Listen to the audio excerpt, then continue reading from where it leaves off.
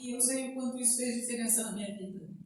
E estar hoje com vocês aqui é um momento de muita alegria mesmo, tá? Então, tudo que a gente for fazer aqui, você não pense que não tem um objetivo, que não tem uma ministração, que Deus ministrou primeiro comigo, para depois a gente conversar com vocês, e que em todo tempo o Senhor esteja falando com você nessa noite, tá?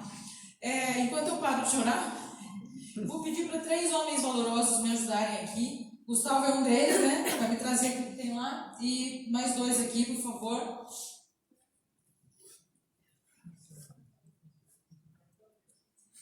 Pessoal, eu preciso que coloque aqui, ó, os 3 flip charts, um de cada.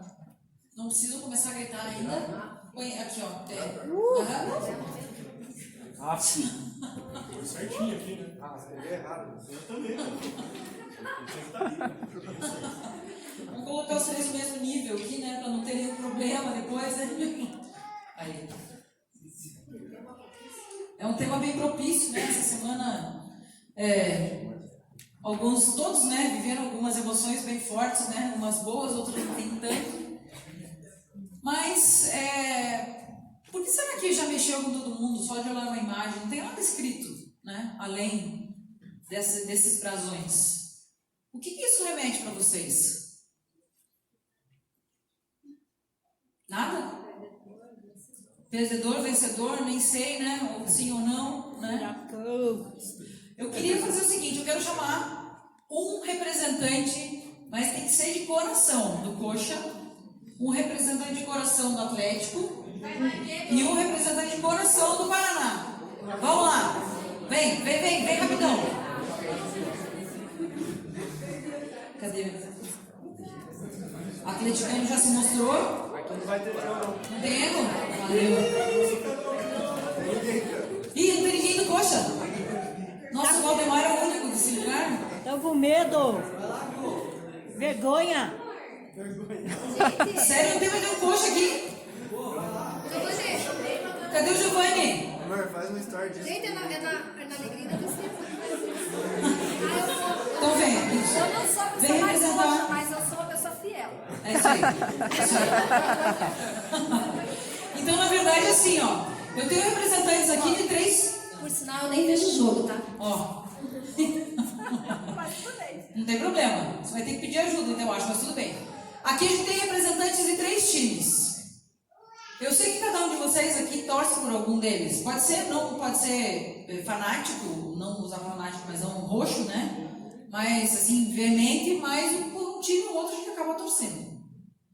E eu queria, pastor Isabel, que você pegasse uma das canetas aqui. Acho que é melhor o Giovanni me representar. Não quer ver o Giovanni, vem ajudar a sua mãe, então. Vem, Giovanni. Não? Vem que você sabe mais do que eu. Não tem escolha, não. Eu vou dar a fiação. Tá, eu queria que vocês... Deixa eu ver uma coisa, quantos coxa branca tem aqui? Levanta a mão. Quantos o quê? Coxa branca, quantos Curitiba? Felipe. Felipe levantou a mão. Felipe, fidelidade até a morte, Felipe. Vem. Tá, eu acho que nós vamos ter que começar por outros times. Felipe, fiel até a morte. Vai lá, Felipe. Aê, ufa, né? Não há nada que esteja em oculto que não seja revelado. Deus coxa branca. Nenhum. Então, ó, Não, mostra pro Felipe... meu pai que você Segundona. Na verdade, vocês estão diante do distintivo do brasão, sei lá como vocês chamam, né? Sobre, sei lá, a imagem do time de vocês. E eu quero que vocês respondam algumas perguntas que eu vou fazer para vocês. Ô, Coxa Branca. Primeira coisa. Me ajuda que eu parei desse jogo do Coxa faz 2 anos porque ele só perdia. Então, olha só. Primeira pergunta. Escreva qual é a principal parte do hino de vocês. Escreva ali. A parte mais importante do hino de vocês.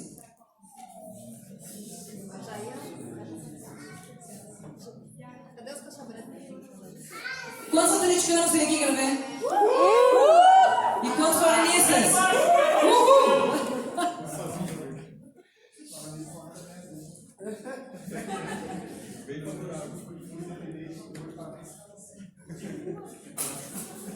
Tá saindo aí? Tá. Agora eu quero que vocês escrevam o que significa essa logo de vocês. Ó, eu sei, hein? Essa é fácil.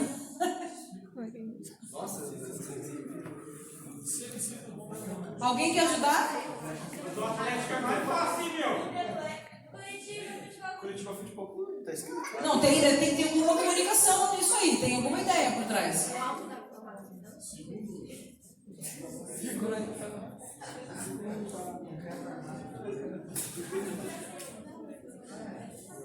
Ó, o paranista lá tá pedindo ajuda para os universitários. Ó.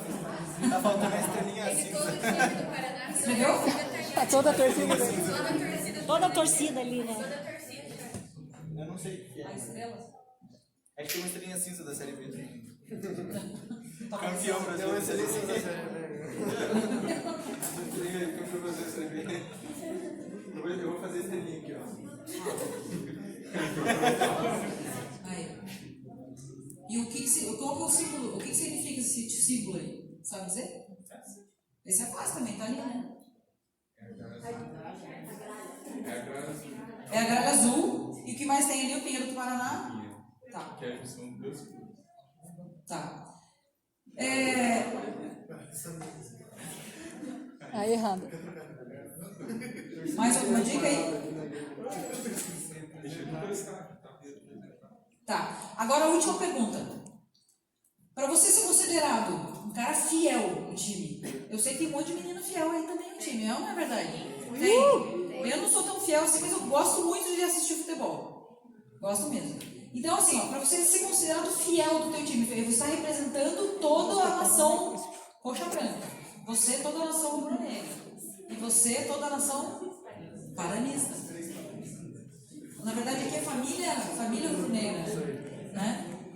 Para você ser considerado como fiel, como fidelidade, o que você tem que ter? Escreve aí.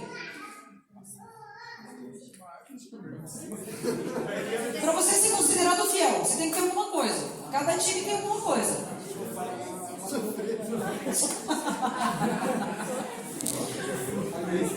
Nos casos, não tem problema na cara.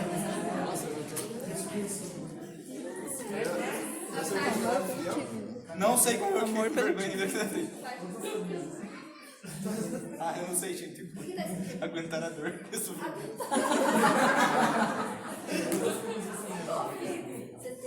Pô, gente, tem que ser realista. Mais algum futebol clube me ajudar aqui? Aí, Fernandinho. Esperança aí, meu. Não sou coxa, mas esperança, né? Esperança é a última que fala. Sinceramente, eu até achei que essas perguntas iam ser mais fáceis de serem respondidas. Mas, ó, Pablo, Fernandinho e Felipe. Quero agradecer, tá? Fiquem mais um pouquinho aí. Na verdade, assim, ó, cada um desses times representa um grupo de pessoas que confessam e professam alguma coisa. É ou não é verdade? Então, vou começar pelo Atlético, até por conta, né, da situação mais recente, fica mais fácil para comentar, porque eu tenho mais informação, né? Então, o Furacão o Atlético ganhou recentemente a Copa do Brasil, certo? Mudou recentemente também o sua logo, o seu brasão, que significa um furacão. Vocês sabiam disso? Sim. Ele significa um furacão em movimento, tá? E a parte que mais chama atenção para o Fernandinho é conhecer o seu valor, né? Eu até achei que fosse aquela outra frase, a camisa rubro-negra só se veste por amor. Mas são as duas frases importantes. Aqui do Coxa, lá no alto da glória, de tanta glória, brilhou um novo sol. Já mudou o hino umas 2 vezes. Esse é o original.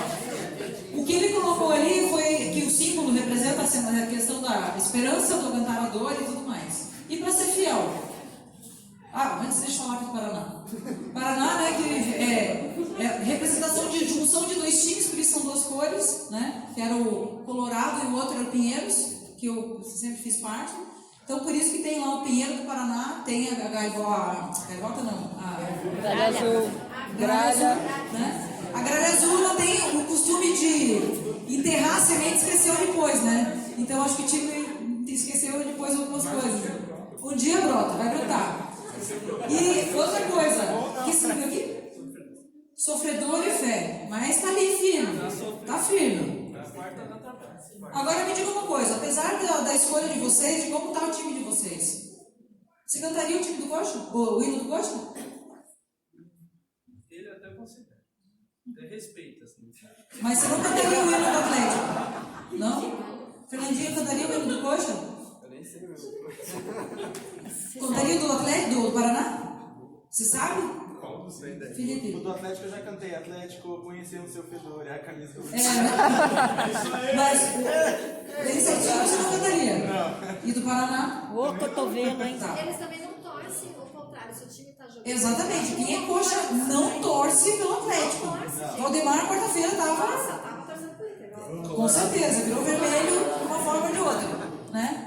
Queria agradecer a presença de vocês, podem sentar. Para palmas para eles aí. Tá. Então, na verdade, e assim, a questão da fidelidade, que nenhum deles respondeu, vou dar alguns exemplos. Eu sei que o Atlético tem aquele sócio torcedor lá que paga R$150 por mês. Hã? Sócio furacão. É 150? 90, tem 150. Então, mas tem um valor mensal para pagar. E muitos pagam, né? Coxa também tem. Paraná também tem. Então, na verdade, existe uma identidade, existe um preço a ser pago para fazer parte de uma nação, de um time ou de um grupo de pessoas.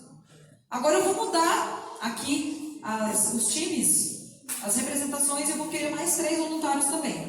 Mas só por favor, venham mais cheio de gás, tá? Pode vir um. Venha, vem. Se não vier. Aê. Como que é teu nome? Caio. Aí, Caio. Vamos lá, Caio. Você vai responder as mesmas perguntas. Cadê as canetas? Onde eles fizeram? Guardou? 3. Pode ir lá no último. Eu já vou virar a última lá, não virei ainda. Tá, que símbolo é esse primeiro aqui? Da rota. Né? É uma rota qualquer? Que rota é essa? Não, para virar. Não vira ainda. Que rota é essa? Route 66? Não, é rota o quê? 47. O que significa esse símbolo?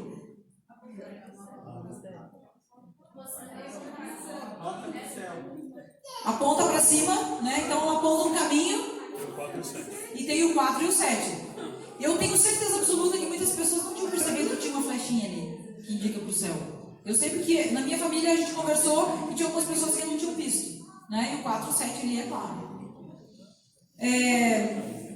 Qual que é a parte, se você lembra de uma música que representa a Rota 47, e qual é a frase que mais representa esse hino? Pode pedir ajuda. Ajuda.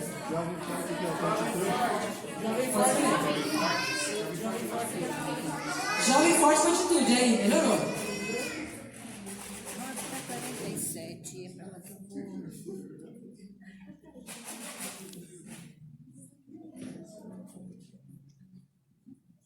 Seu nome é? Thiago. Eu cheguei a chamar de Gabriel. Thiago. Sério, tá viciado.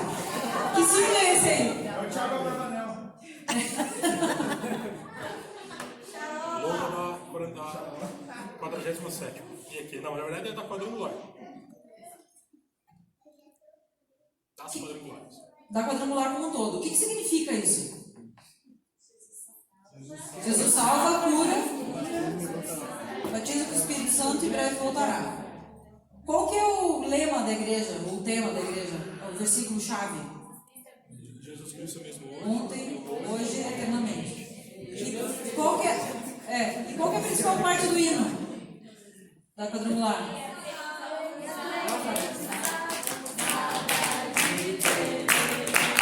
Vamos lá!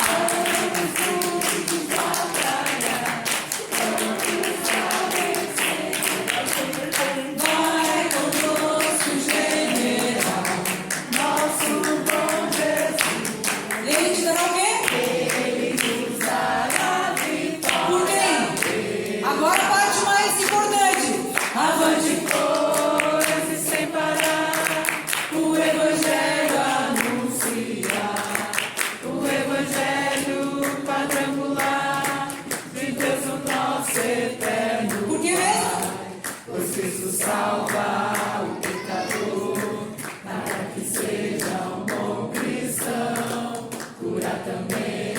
disse? Primeiro foi a cruz. Que é a pomba, Espírito Santo. E a coroa?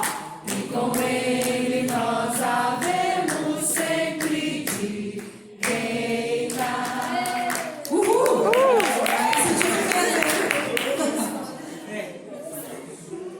E a segunda, temos levantar, só que ele é bem longo, né? Por todo o Brasil, a pregar sem descansar nosso rei gentil.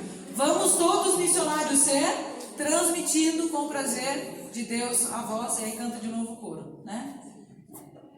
E para vocês serem considerados como fiéis, como participantes, como realmente participantes desse time, o que vocês precisam ter? Batizado. Batizado? Pode escrever aí. E aqui na rota? Ser jovem. Ser jovem, né? Porque para ser jovem, o atitude tem que ser jovem. Há controvérsias. Há controvérsias. Não precisa ser jovem. O pastor Valdemar, ele não é jovem, mas ele tem aquele Isso aí, espírito jovem. Ele explicou aqui. Ainda bem que o Valdemar não está aqui, porque ele falou que apesar do Valdemar não ser jovem, ele é espírito jovem. E assim, ó, na verdade, pode virar um ao outro, que é um outro time, que é o time mais vencedor de todos, né? Que é chamada Igreja de Cristo. Né? Para ser Igreja de Cristo, qual que é o principal atributo? O que a Igreja de Cristo prega e o que ela fala para a gente fazer? Primeiramente, reconhecer Jesus e depois amar a Deus sobre todas as coisas e ao próximo como a si mesmo. E depois, ir de onde? Pregar o Evangelho toda criatura, né? Batizando em nome do Pai, do Filho, né? E fazer discípulos e tudo mais. Obrigada. Podem sentar, obrigadão. É só para a gente tentar contextualizar algumas coisas. Palmas para eles também. Na realidade, o que acontece, pessoal? Vocês viram como a questão da identidade pega forte na gente? Bastou uma identidade que todos vocês se sentissem à vontade para vocês cantarem com gosto o hino e entenderem o que diz esse hino, fazendo de você uma pessoa que crê no que o Evangelho Quadrangular prega. A Igreja de Cristo, na realidade, também é a mesma coisa. A gente está falando de uma igreja denominação aqui, mas quando a gente fala de Igreja de Cristo, a gente fala de informações que são importantes e de coisas que Deus nos ensinou através de Jesus Cristo para que nós nos tornássemos Igreja de Cristo. E para isso acontecer, a primeira coisa que a gente precisa ter é um mandamento que vocês mesmos falaram, né? Ama o Senhor teu Deus de todo o teu coração, de toda a tua alma e de todo o teu entendimento, que é intensidade, né? E o teu próximo como a ti mesmo, que é o segundo mandamento. Então esses são os mandamentos da Igreja de Cristo. Mateus 22, 37 a 39 fala isso. Para a gente participar da Igreja de Cristo tem um chamado, tem um chamamento, tem uma escolha. Para você ser da igreja, o que você precisa fazer? Qual que é a grande comissão? Vocês falaram também. Ide por todo mundo, pregai as nações o Evangelho, batizando-as em nome do Pai, do Filho e do Espírito Santo, né? E ensinando-as a obedecer a tudo que eu lhes ordenei. E eu estarei sempre com vocês até o final dos tempos. Mateus 22, 35 a 39. Então, quando existe um comissionamento para nós, quando existe um chamamento e uma ordenança, e quando a gente aceita isso, a gente passa a fazer parte desse time. Quando nós somos batizados em nome de Jesus e reconhecemos que o nosso velho homem ficou para trás e que Deus fez nova todas as coisas, passamos a fazer parte da Igreja de Cristo. E quando nós começamos a fazer parte da Igreja de Cristo, é importante que a gente saiba outras coisas e que a gente possa desenvolver outras importantes informações também, que vão dar, muitas vezes, a fé, a esperança, a questão de vencer o sofrimento, né? Vencer a dificuldade dos times que colocaram aqui. Tudo aquilo que vai te dar esperança na hora da dificuldade, a gente pode chamar do quê? Como vocês chamariam isso? Fé. Mas o que pode ter junto também para você ter certeza absoluta que um dia vai passar isso? Pode falar.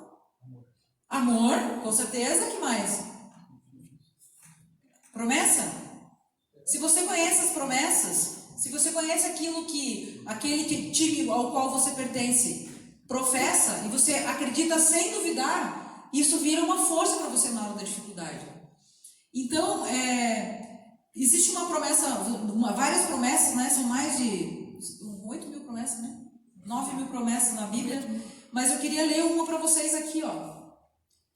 Mateus 16, 15 a 18. Vão pelo mundo e pregam o evangelho a todas as pessoas. Quem crer e for batizado será salvo. Quem não crer e não for batizado não será salvo, será condenado. E estes sinais acompanharão os que crerem. Quais são esses sinais? Alguém lembra? Em meu nome expulsarão demônios, falarão novas línguas, pegarão em serpentes, e se beberem algum veneno mortal, não lhes fará mal nenhum. Imporão as mãos sobre os doentes e eles serão curados. Essa é uma das promessas. Existem várias outras promessas e que a gente poderia citar aqui para vocês. Então, quando a gente participa de uma igreja, a gente participa de um time, ou a gente participa de um colegiado, seja lá o que for que você se dispõe a participar, você precisa conhecer a sua identidade, ver se a identidade deles bate com você. Se as cores aquilo que você professa, se as cores do evangelho batem no teu coração. E se tudo aquilo que é pregado, tudo aquilo que é professado, se você acredita realmente naquilo sem duvidar, que são as promessas. Agora, quando acontece isso, é importante também a questão do pertencimento. O ser humano hoje tem pensado muito e tem buscado muito pertencimento. Não sei se vocês já perceberam isso. O mundo tem sido tomado por um movimento de humanismo, por um movimento de egocentrismo, que nós precisamos nos conhecer, que nós precisamos estar bem e precisamos pertencer a alguém ou algo. Essa sensação de pertencimento é uma coisa que foi o Senhor que, na verdade, plantou em nós. Ele plantou em nós a semente da eternidade e nós precisamos sentir essa necessidade de pertencimento, de eu ser pertencente à Igreja de Cristo e de eu estar presente nela, porque eu preciso me sentir pertencente à eternidade, que foi o que a pastora Isabela falou.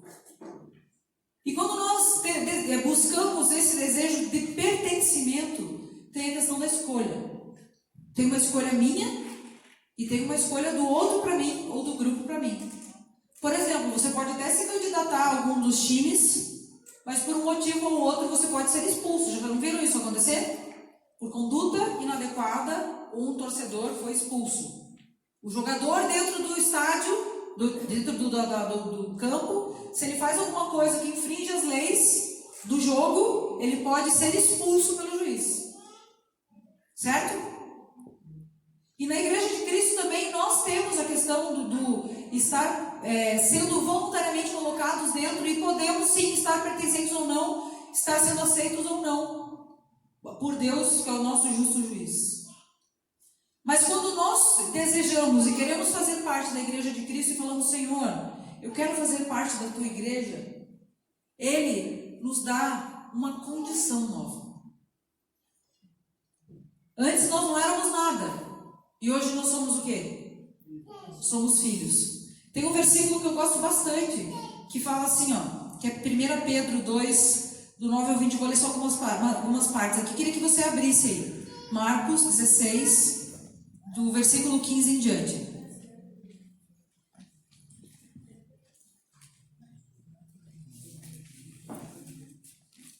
Abriram?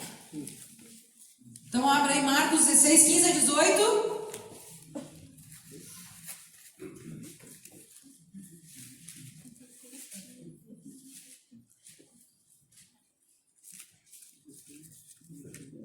Quem abriu, dá um glória a Deus, um brado aí, porque o Senhor vai falar conosco. Aleluia. Então fala assim, ó. Vocês, porém, são geração eleita, sacerdócio real, nação santa, povo exclusivo de Deus, para anunciar as grandezas daquele que o chamou das trevas para a sua maravilhosa luz. Antes vocês nem sequer eram povo, mas agora vocês são povo de Deus. Não haviam nem recebido misericórdia, mas agora vocês receberam.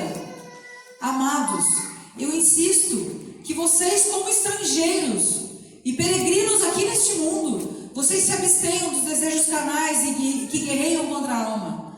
Vivam entre os pagãos de maneira exemplar, para que naquilo em que eles acusam e praticam o mal, observem as boas obras que vocês praticam e glorifiquem a Deus no dia da sua intervenção.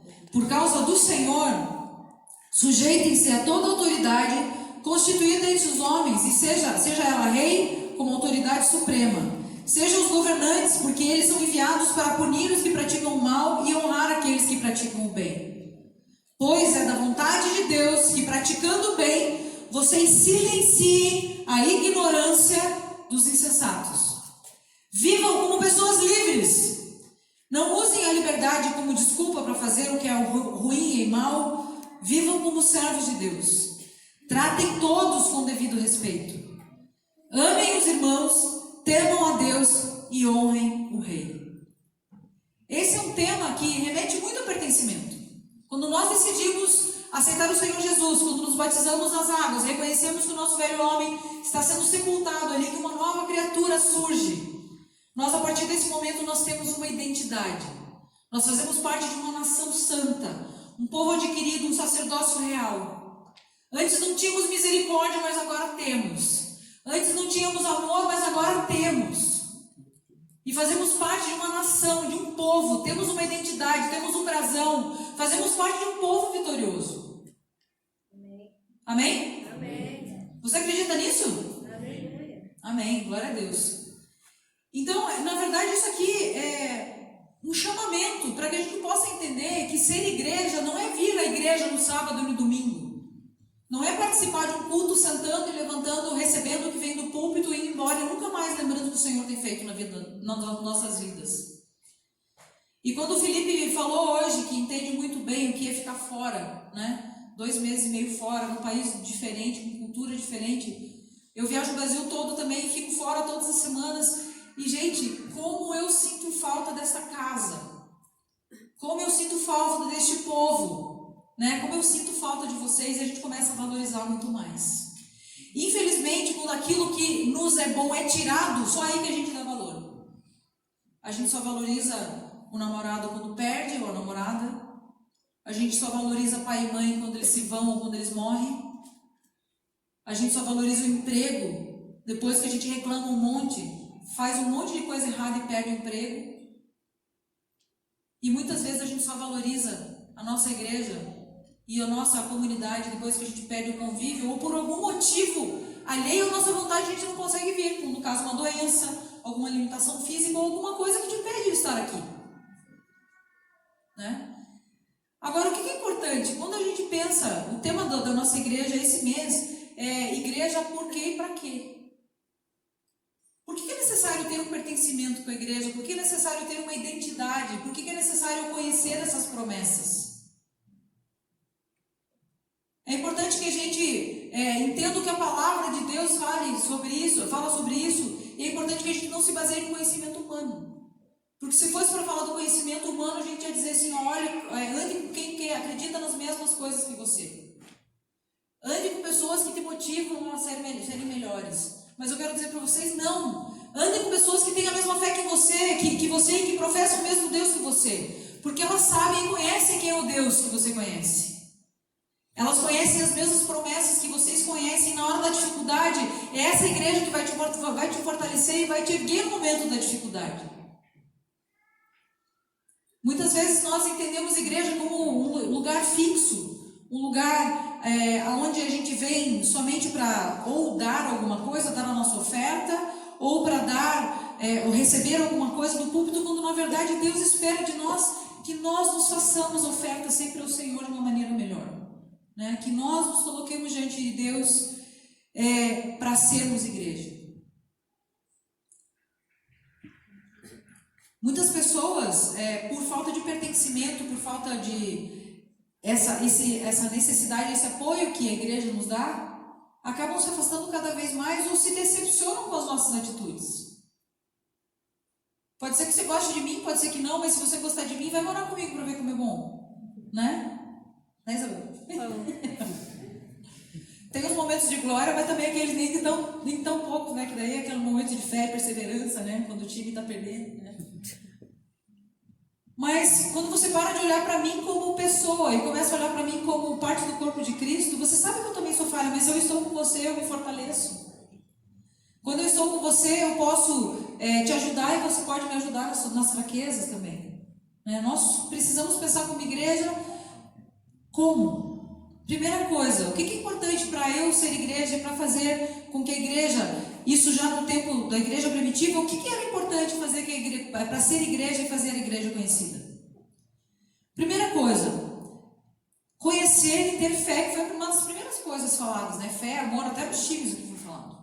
E a palavra de Deus em Romanos 10, 14 a 17 diz: a fé vem pelo ouvir e ouvir a palavra de Deus ou a mensagem, né? Mediante a palavra de Cristo.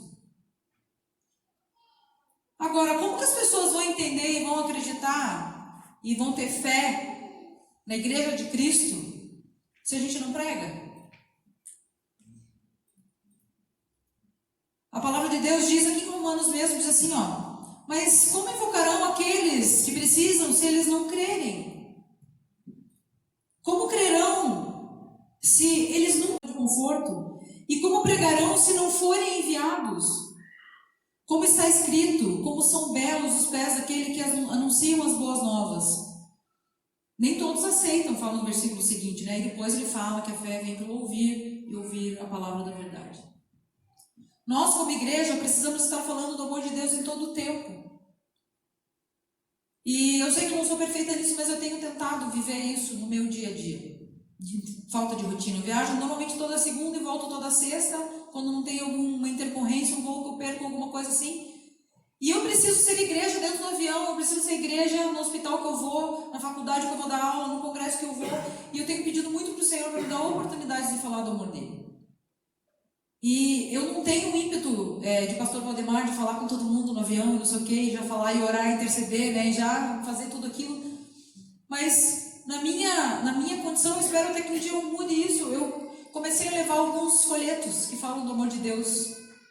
E eu entro no avião e coloco dentro da revista, né? Aí quando eu vou levantar da poltrona, eu deixo uma na poltrona. Né? Quando eu sento no saguão do hotel, é lógico que às vezes eu esqueço, né? E quando eu sento na cadeira do saguão lá do aeroporto, eu levanto e deixo o folhetinho lá. Ai, muito obrigada.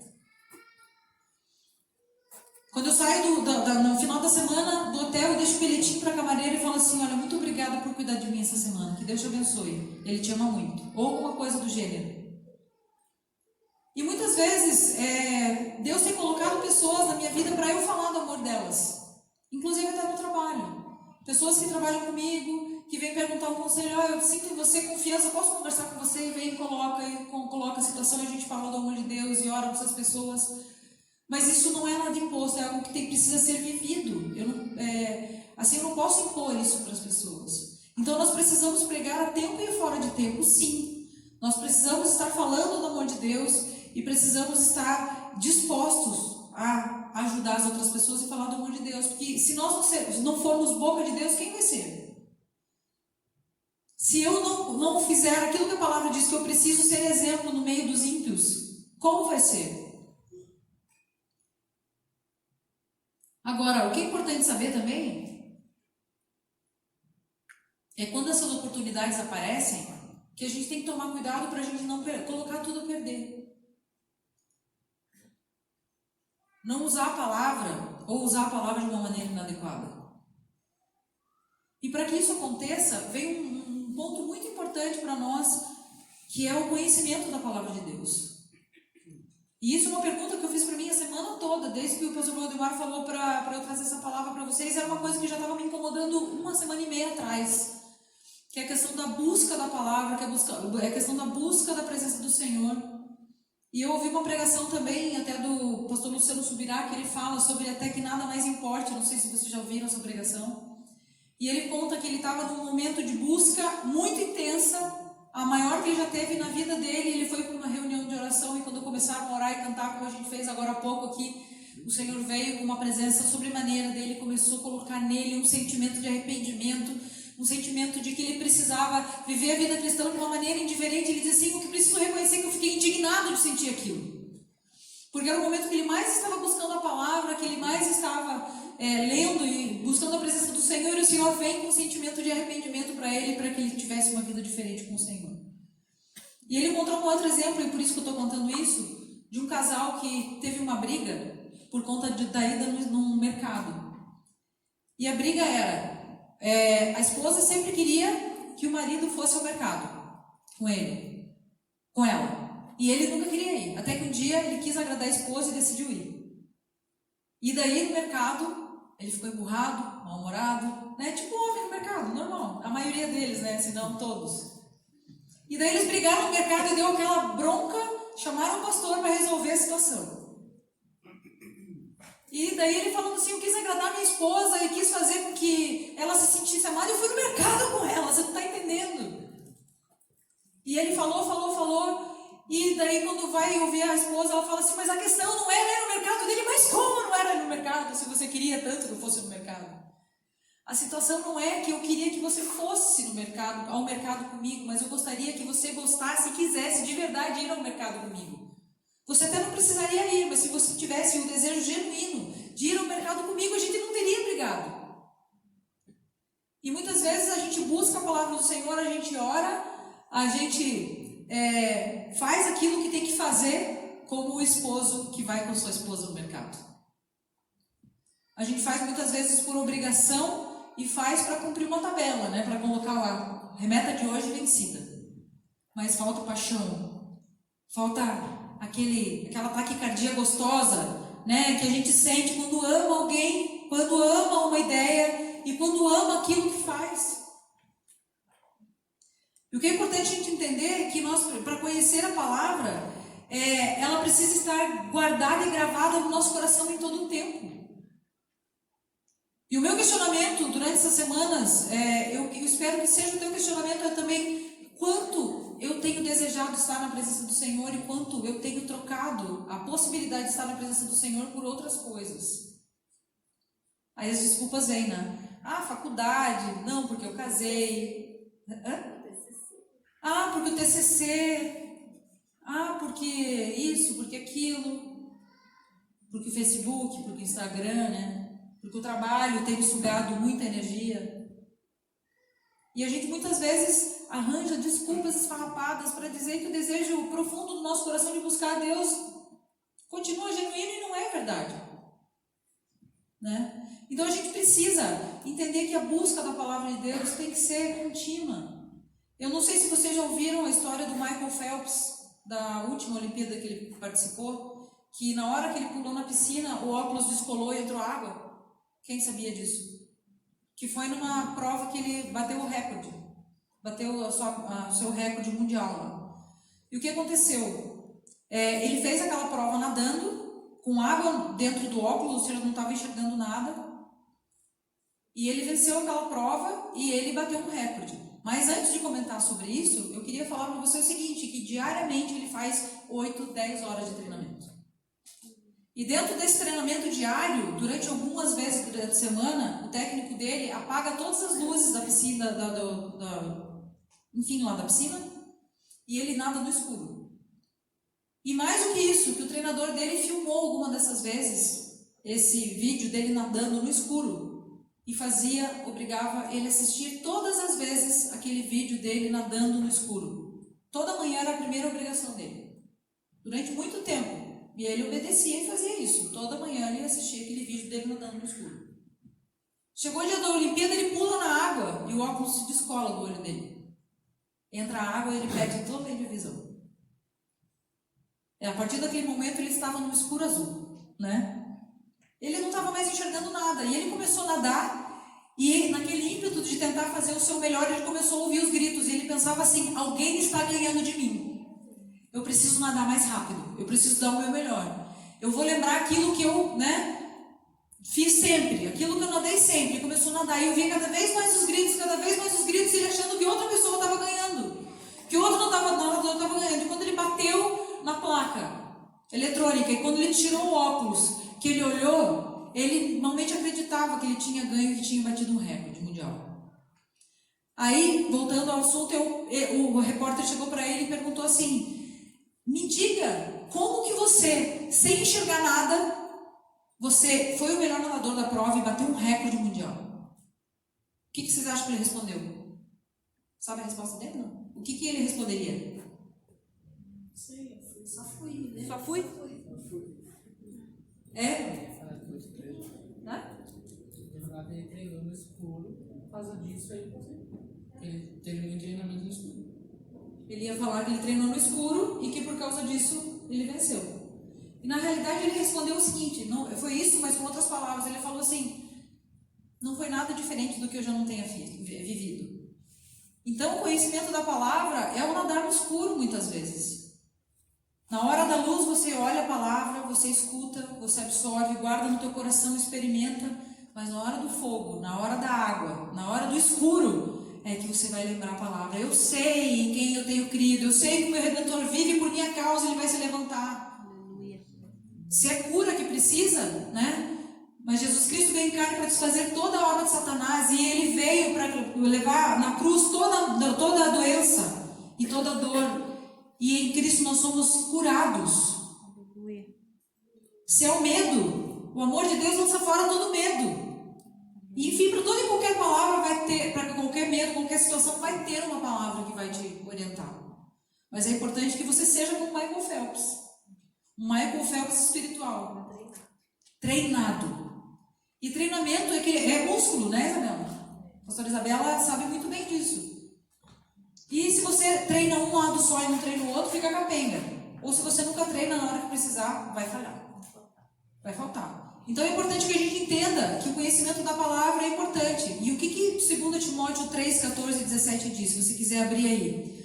Quanto a você, porém, permaneça nas coisas que aprendeu e das quais tem convicção, pois você sabe muito bem de quem você aprendeu. Legal esse versículo, né? Então permaneça no conhecimento que você tem, porque você sabe muito bem quem te ensinou. Porque desde criança você conhece as sagradas letras, que são capazes de torná-lo sábio para a salvação mediante a fé em Cristo Jesus. Ou seja, na hora da dificuldade, o socorro vem. Toda a escritura é inspirada por Deus e útil para ensino, para a repreensão, para a correção e para a instrução na justiça. O homem de Deus seja apto, plenamente preparado para toda boa obra. E uma outra coisa que é importante, além de conhecer também, é a gente participar de uma igreja. Hebreus traz um alerta para nós, que é o seguinte, diz assim, vocês não deixemos de nos reunir como igreja, segundo o costume de muitos. Agora tudo pela internet, né? Culto pela internet, live e tal, não sei o quê. Vamos estar juntos e encorajemos-nos uns aos outros, ainda mais quando vocês veem que se aproxima o grande dia. À medida que se aproxima o grande dia, vamos estar juntos como igreja e vamos nos fortalecer.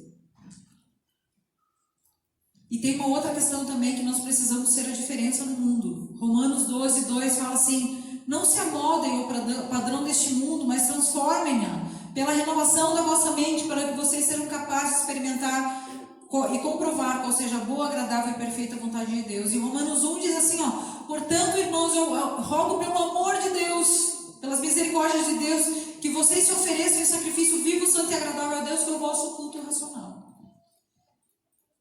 E nós, como igreja, hoje, no século 21, será que nós temos agido dessa forma? Será que hoje nós temos proclamado o Evangelho, nós temos buscado a sua palavra, nós temos feito a diferença nesse mundo e nós temos entendido qual é a sua palavra na hora de nadar no escuro, a gente sabe para onde a gente está indo?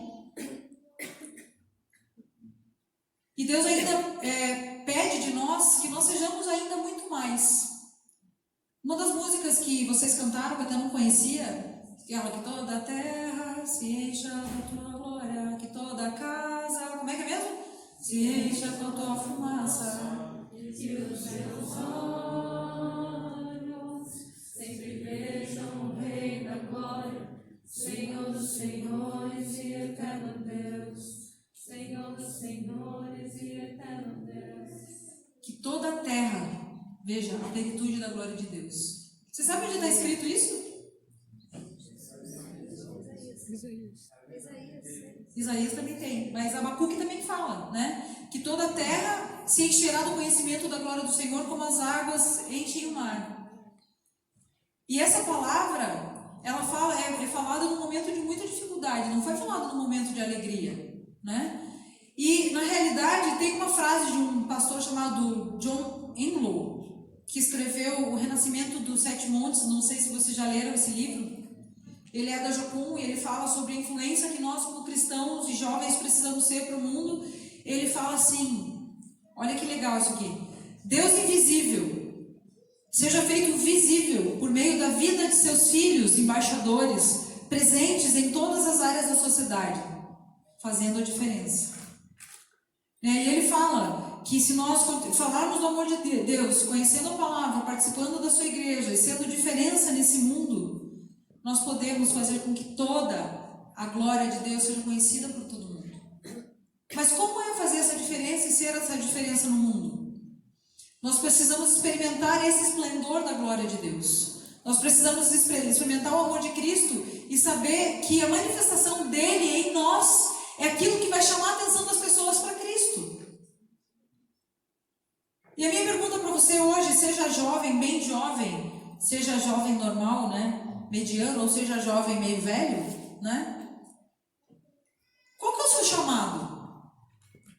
Para que Deus te chamou para o mundo? Qual é o teu propósito? Deus te deu um talento que você precisa colocar em prática no reino de Deus para que o nome dele seja proclamado em todo tempo e em todo lugar.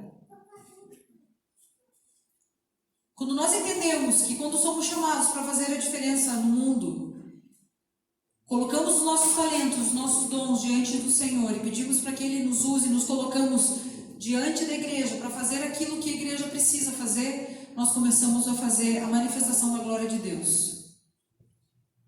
E quando nós manifestamos a glória de Deus de uma maneira plena, essa surpreendente missão que o Senhor nos dá começa a chamar a atenção de outras pessoas.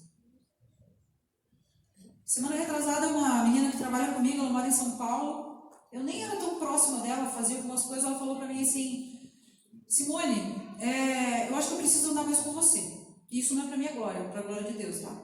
Preciso andar mais com você. Por quê? Isso pelo Instagram. Ela, porque você consegue ver o lado bom de todas as coisas, e tudo que eu vejo que você fala sempre me coloca para cima, me faz me sentir bem. Aí eu falei para ela, então bora.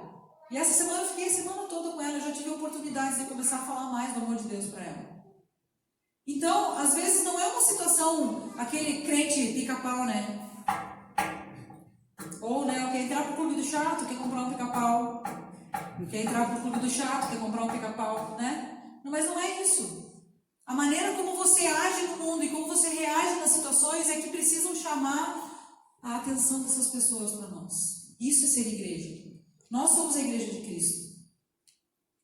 Em qualquer lugar que você esteja, você precisa colocar o teu pé e fazer a diferença lá. Manifestar a glória de Deus naquele lugar. Porque se você está no lugar certo, na hora certa, tudo o que você fizer vai ter excelência. Porque o Senhor te ensina isso através da palavra. E tudo o que você fizer, fazer como ao Senhor e não aos homens, como diz em Colossenses 4, se não me engano, ou 3. Tudo o que você fizer, faça como sendo ao Senhor. 3? 3:17, acho, né? 16. Alguma coisa assim. Tudo o que você fizer, faça como sendo ao Senhor e não aos homens. E quando você começa a fazer isso, a igreja de Cristo cresce. E não importa se você é advogado, se você é enfermeiro, se você é médico, se você é gari, se você é professor, se você é das artes, se você é um bailarino, uma bailarina, se você seja lá, não importa em qual área, se você é um professor, já até eu falei isso, não importa qual é a tua função, se você é um engenheiro, seja o melhor naquilo que você faz. Proclame o reino de Deus através dessas coisas. E o mundo, para terminar, eu queria falar o seguinte: Deus quer que nós, como igreja do século XXI, possamos influenciar o mundo tendo uma visão de Caleb. Vocês lembram de Caleb? Quem que era Caleb mesmo? Foi um dos espias que foi mandado por Moisés para avaliar a terra e trazer a notícia depois de 40 dias. E foram quantos ao todo? Foram 10, né?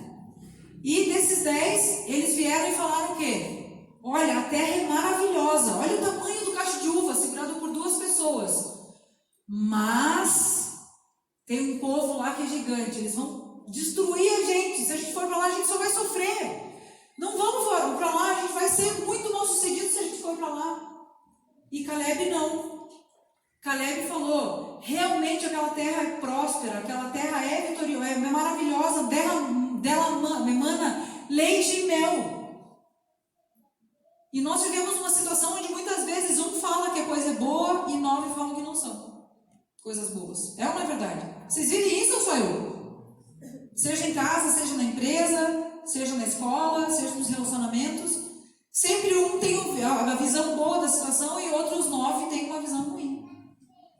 Só que Deus, através do conhecimento da glória de Deus e do conhecimento de quem Ele é, através do conhecimento da palavra, nós podemos entender que Ele nos capacita para a guerra, que Ele nos capacita para vencer. Então é por isso que Caleb, na verdade, ele não teve uma visão otimista apenas. Ele teve uma visão baseada na presença de Deus na vida dele, baseada no conhecimento e na experiência que ele tinha com Deus. E ele tinha certeza absoluta que eles iam ser vitoriosos. E o que ele fez? Diante dos 9 que reclamaram, ele se acovardou, foi lá e ficou sentado chorando? Foi isso que ele fez? Não. O que ele fez? Eles chamaram, né? Então,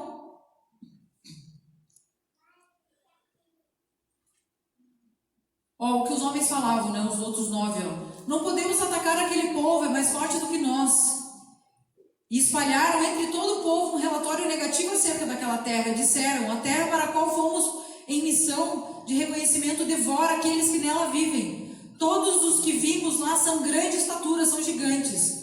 Vimos também os gigantes descendentes de Anak, diante de que parecíamos como gafanhotos, e a nós e eles, nós parecíamos como gafanhotos diante deles. Olha só o que aconteceu. Caleb não se acovardou. Então Moisés e Arão prostraram-se com o rosto em terra diante de toda a assembleia dos israelitas que estavam contra aquele projeto. E Josué, filho de Num, Caleb, filho de Jofoné, dentre outros que haviam observado a terra, rasgaram suas vestes e disseram a toda a comunidade dos israelitas: a terra que percorremos em missão de reconhecimento é excelente. Se o Senhor se agradar de nós, Ele nos fará entrar naquela terra, aonde manda leite e mel, e Ele nos dará a terra. Somente não sejam rebeldes contra o Senhor e não tenham medo do povo da terra, porque nós os devoraremos como se fossem pães. A proteção deles se foi, mas o Senhor está conosco. Não tenham medo deles. Isso está em Números 14, de 5 a 9. E nós, como igreja do século 21, a gente precisa ter o foco no fruto, não no foco no gigante. E a minha pergunta para você é: como você tem olhado isso? Como você tem se colocado diante de Deus como igreja? Você é daquele que tem o foco no fruto, no foco na solução e na terra prometida, ou você só olha para o gigante? Você acredita num Deus que te faz vitorioso, ou você acredita num Deus que te coloca em situações de risco e que você não vai vencer? O que a palavra que você está lendo te coloca no teu coração? Caleb decidiu acreditar na promessa. E ele, sem duvidar, fez com que todo o povo acreditasse e migrasse para a terra prometida junto com Moisés. Moisés não entrou porque ele bateu uma pedra lá e desconfiou daquilo que não obedeceu a palavra do Senhor. Mas todos aqueles que confiaram, que permaneceram firmes, entraram na terra prometida. Nós precisamos ser a igreja que faz a diferença no mundo, né? Deus nos deu um chamamento em Gênesis 1, dizendo que nós deveríamos dominar o mundo, os peixes do mar, as aves, os animais e tudo aquilo que tinha sido criado para nós. Mas por conta do pecado nós perdemos esse domínio. E por causa disso hoje nós temos penado e temos vivido uma vida cristã muitas vezes miserável, olhando somente para os gigantes.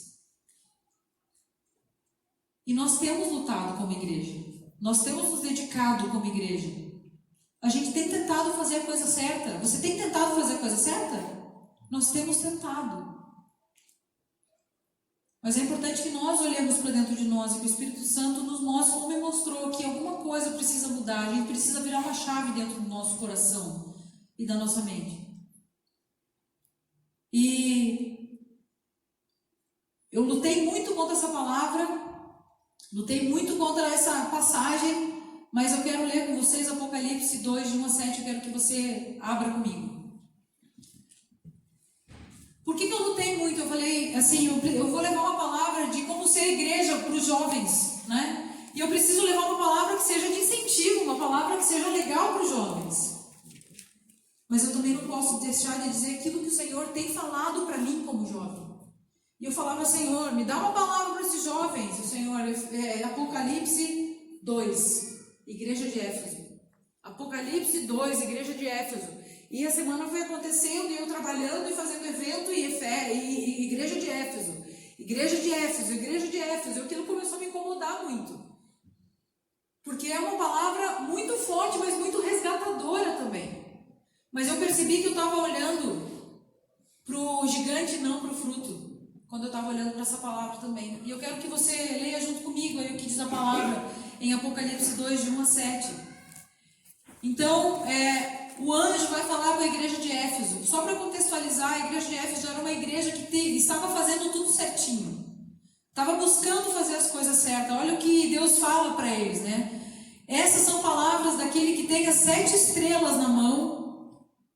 E na mão direita estão os 7 candelabros de ouro. Olha o que ele fala para mim e para você.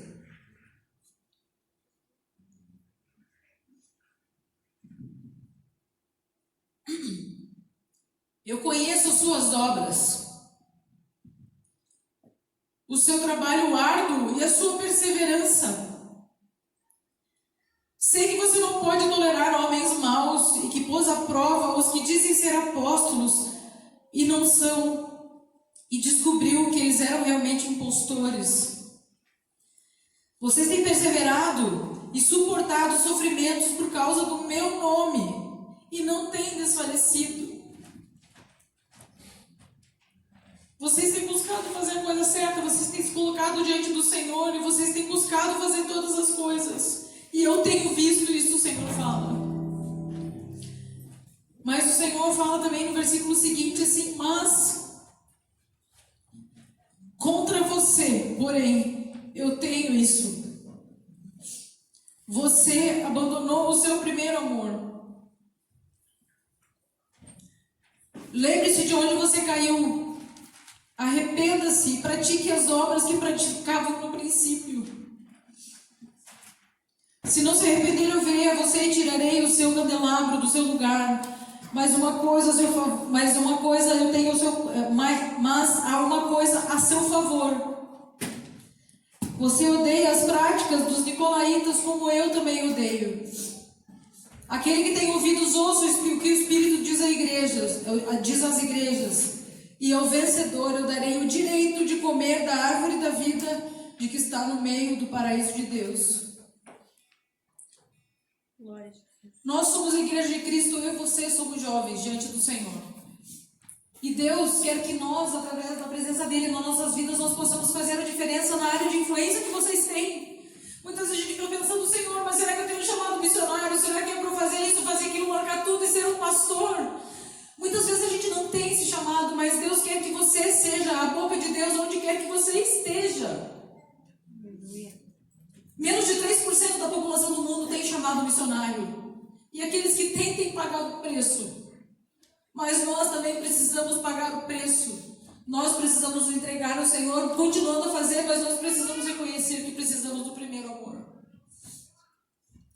Qual que é o primeiro amor? Aquele que te faz acordar cedo e ligar para quem você ama. É aquele que te faz, hoje em dia, mandar mensagem no WhatsApp e dizer um bom dia. O primeiro amor é aquele que te faz ir além porque você ama. Se é um time, você gasta o dinheiro que você não tem para ir no estádio. Gasta uma grana para comprar uma camisa e vestir porque você tem orgulho de vestir aquela camisa. Quando a gente ama, a gente gosta de gastar tempo junto com aquela pessoa. Não precisa ser um relacionamento com amizades, é assim, você gosta de estar com aquela pessoa, você ama, você prefere estar estar junto com aquela pessoa. Você abre mão de outras coisas. E muitas vezes nós, como cristãos, nós não temos agido com esse amor, com essa paixão com o Senhor Jesus. Não agimos dessa forma porque somos bombardeados pelo mundo. Vocês, muito mais do que eu. Se eu sinto isso, eu fico imaginando vocês. Vocês são bombardeados pela internet o tempo inteiro, vocês são bombardeados pelos amigos o tempo inteiro, vocês têm que se colocar e se adaptar dentro de uma caixa, dentro de um vidro que não pertence a vocês. E vocês têm perseverado. Mas muitas vezes a gente persevera na raça só, né? E Deus não quer que a gente persevere na raça. Deus quer que a gente persevere no amor, na paixão. E muitas vezes eu não gosto de ficar chorando, porque às vezes parece apelo emocional, mas não é, gente, é constrangimento. Eu quero que você, como eu, tenha entendido durante essa semana e a semana passada, que Deus quer a minha paixão por Ele em todo o tempo. Deus quer que eu deseje estar na casa dEle. E quanto tempo eu passei tendo a possibilidade de vir tantas vezes durante a semana na igreja e não vinha. E agora que eu não tenho possibilidade, eu tenho tanta vontade de estar. E às vezes é assim com o Senhor, eu tenho possibilidade de estar na sua presença muito, mas eu abro mão por tantas outras coisas. E Deus fala para mim, eu sei que estou vendo as tuas boas obras, eu sei que você está tentando fazer a coisa certa, que você tem se dedicado, mas contra você eu tenho uma coisa, que você abandonou o teu primeiro amor. E eu gostaria que você baixasse a tua cabeça, se for o caso, fechasse os teus olhos, ou se você quiser levantar e vir aqui para frente, como eu já estou aqui me rendendo diante do Senhor. Que você diga, Senhor, coloca a paixão na minha vida, eu quero ser a tua igreja, viva, aonde quer que eu esteja. Eu quero que o teu amor me constranja, que eu faça diferença na vida daquelas pessoas que não creem. E que tem o coração endurecido para ouvir a tua palavra, mas eu quero fazer diferença nesse mundo. Deus espera de mim e de você. E Ele tem assim, eu tenho uma boa notícia. Eu tenho uma boa notícia para você. Mas há uma coisa a seu favor. Você odeia as práticas dos nicolaítas. Eu fui procurar o que são os nicolaítas. Nicolaítas eram aquelas pessoas que sabiam que precisavam fazer o serviço do templo e assumiam para si toda a responsabilidade, só receber. E deixa os pastores e a liderança trabalhando sozinhos, deixa as coisas acontecerem sozinhas. E o Senhor quer que nós estejamos participando também.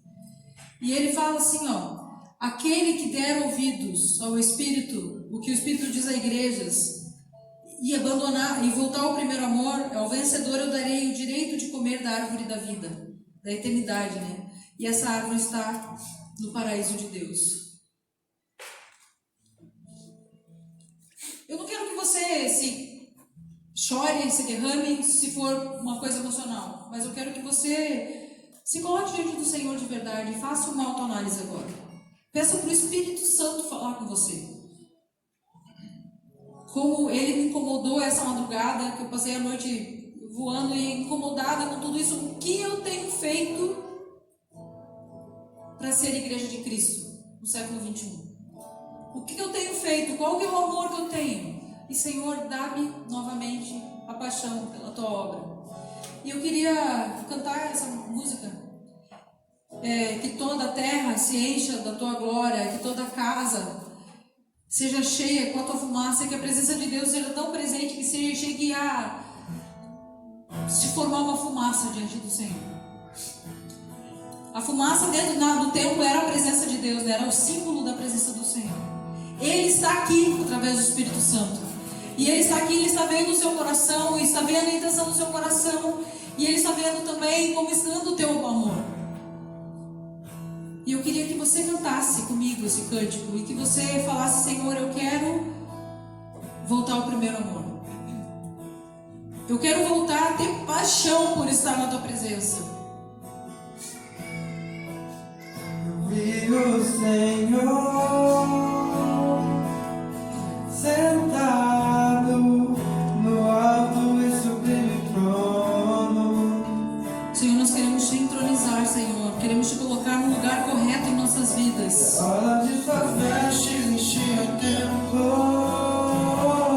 Que nós prostrados possamos ver as tuas vestes, Deus, e tocar a tua presença.